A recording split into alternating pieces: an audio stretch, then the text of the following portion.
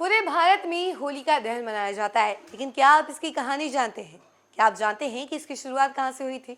नहीं ना, हम आपको बताने वाले हैं, लेकिन उससे पहले नमस्कार, न्यूज़ फॉर्नेशन देख रहे हैं आप और मैं हूँ सानिया आपके साथ।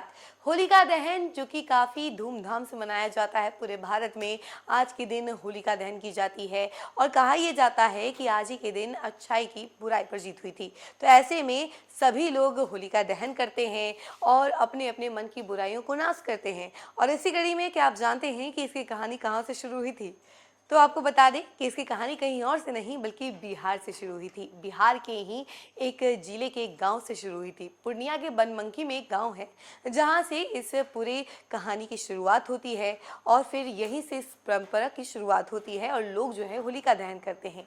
क्या कुछ कहानी है, हम जरा आपको विस्तार से बताते हैं। पूर्णिया जिले के बनमनखी स्थित सिकलीगढ़ धरहरा में इस बार भी होलिका दहन को लेकर भव्य तैयारियां जोरों पर हैं। कल यहां राजकीय समारोह के रूप में होलिका दहन का आयोजन किया जाएगा। कार्यक्रम को लेकर पूरे इलाके में उत्साह का माहौल है।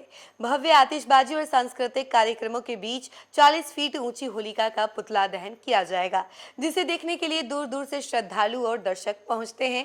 सिकलीगढ़ धरहरा को लेकर एक विशेष मान्यता प्रचलित है। भक्त प्रहलाद नरसिंह अवतार मंदिर ट्रस्ट के सचिव राकेश कुमार सिंह का कहना है कि पूरे देश में होलिका दहन की परंपरा की शुरुआत यहीं से हुई थी। यही कारण है कि इस स्थान का धार्मिक और ऐतिहासिक महत्व और भी बढ़ जाता है।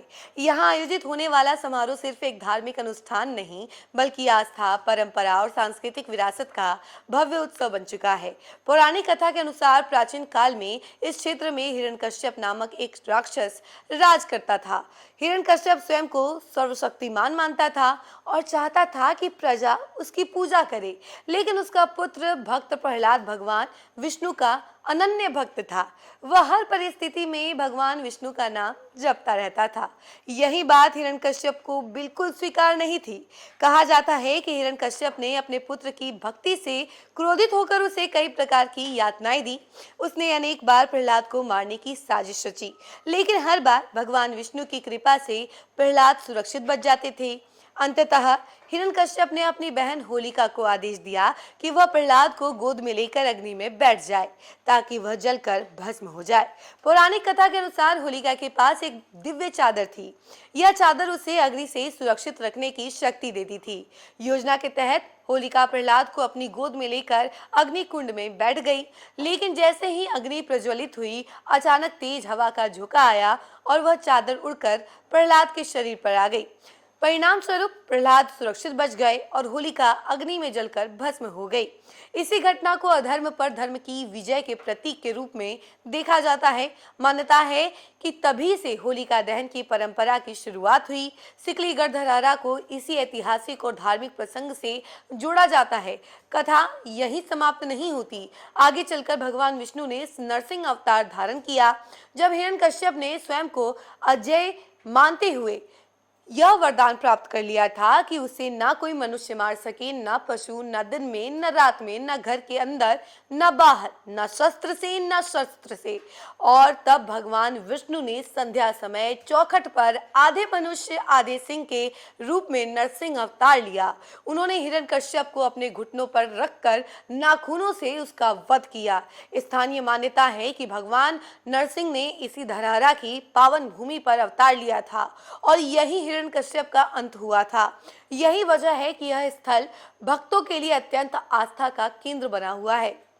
यहाँ स्थित नरसिंह अवतार मंदिर में श्रद्धालुओं की विशेष आस्था है और होलिका दहन के अवसर पर हजारों की संख्या में लोग दर्शन और पूजन के लिए पहुंचते हैं। साल 2016 से यहाँ होलिका दहन को राजकीय समारोह के रूप में आयोजित किया जा रहा है। प्रशासन और मंदिर ट्रस्ट के सहयोग से हर वर्ष इस आयोजन को और भव्य बनाया जाता है। इस बार भी 40 फीट ऊंची होलिका का पुतला तैयार किया जा रहा है। कारीगर कई दिनों से इसकी तैयारी में जुटे हुए हैं और उसकी तैयारियां भी हम आपको स्क्रीन पर दिखा रहे हैं कि किस तरीके से पूरा का पूरा गांव सजा हुआ है और वो जो लोकेशन है जहां से पूरी कहानी की शुरुआत होती है और कहा यह जाता है कि हिरण्यकश्यप का वध भी वहीं हुआ था। तो वो सारी जगह भी हमने आपको दिखाई है और किस तरीके से वो मूर्ति बन रही है होलिका की, वो भी हमने आपको दिखाई है। 40 फीट ऊंची मूर्ति बन रही है और इसका दहन किया जाएगा और कई सारे श्रद्धालु जो हैं यहाँ पे पहुंचे हुए हैं, पूजा पाठ कर रहे हैं और खूब सारा जश्न जो है मनाया जा रहा है। उसकी तस्वीरें हम लगातार आपको स्क्रीन पर दिखा रहे हैं। इस खबर में फिलहाल के लिए इतना ही। ऐसी तमाम अपडेट के लिए जुड़े रहे हमसे और देखते रहे न्यूज़4नेशन। धन्यवाद।